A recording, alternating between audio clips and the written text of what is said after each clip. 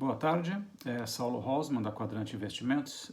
O tema de hoje basicamente é uma decisão, uma nova recomendação do Comitê de Investimentos da Quadrante que eu queria passar para vocês.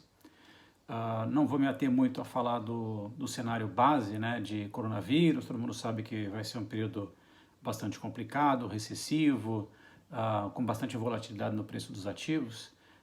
Mas basicamente a nossa recomendação hoje está orientada para as carteiras globais, tá? Uma das funções nossas no comitê é tentar, dentro desse momento de volatilidade, descobrir quais são boas oportunidades de investimento. E nós percebemos aí nas últimas semanas uma opção interessante na parte de US Fixed Income, ou seja, são ações, são bonds, né, debêntures de empresas corporativas, basicamente companhias americanas que nós já identificamos, que tiveram uma depreciação no preço dos seus ativos e o aumento na taxa. Sempre lembrando, um bond ou uma debênture é um fluxo futuro de caixa de uma empresa descontado a valor presente. Quando aumenta o nível de risco, essa taxa aumenta, essa taxa de desconto, e o seu preço cai. E aí, quando o preço cai, o seu yield ou a sua taxa aumenta, né? Isso é uma perda imediata para quem tem esse papel, mas ela fica num patamar, às vezes, de taxa bastante interessante para uma nova aquisição do investidor. Bem, por que nós, dentro desse momento complicado de mercado, olhamos esse segmento? Porque isso está baseado em três fatos. Uma delas é que o próprio preço foi muito exagerado logo no começo da crise do coronavírus, pela surpresa desse evento, e muitos investidores resgataram de fundos ou tiveram chamadas de margem e venderam ativos de qualidade por qualquer preço possível.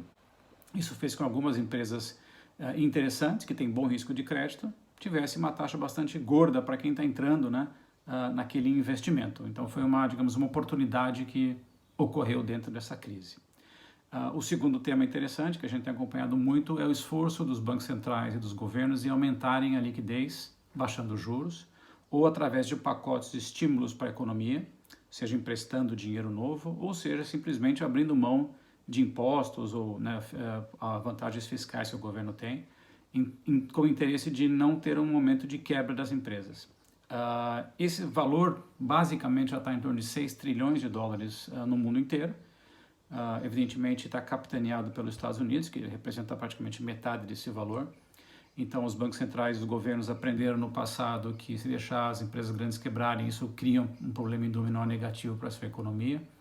E eles querem passar por esse período de quarentena, né, que está causando bastante problema com desemprego e falta de produtividade, com um aumento de liquidez para o segmento de crédito. Então, eu acho que isso dá uma salvaguarda bastante interessante para médias e grandes empresas, usando o dinheiro do governo para poder, né, fazer os seus pagamentos, as suas despesas por um certo período.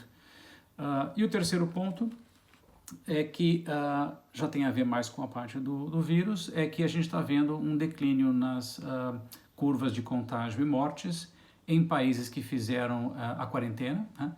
A gente viu isso primeiro na Ásia, China, basicamente, como sendo o primeiro exemplo, né?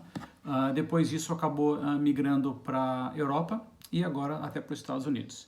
Alguns países, evidentemente, já estão no epicentro desse problema, mas logo devem entrar num certo platô de contágio e mortes.